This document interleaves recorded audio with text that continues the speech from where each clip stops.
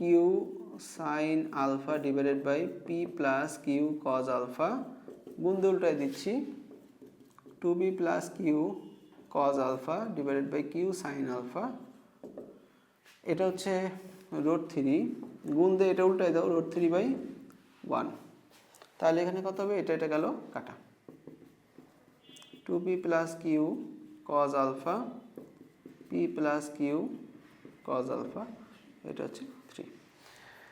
আর গুণ করে দিই, তাহলে 3p plus 3q cos alpha এত সমান 2p plus Q cos alpha.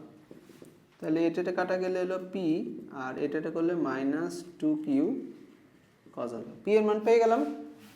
p এর মানটা নিয়ে আমরা 1 বা 2 যে কোনো এক জায়গায় বসাইলেই আমাদের যে আলফার মান চাইছে সেটা বের হয়ে যাবে। আচ্ছা, আমরা কোথায় বসাবো? ধরো 1 নং এ বসাই দিই। 1 নং এ আলফার মান নিতে চাইছে, তাই না?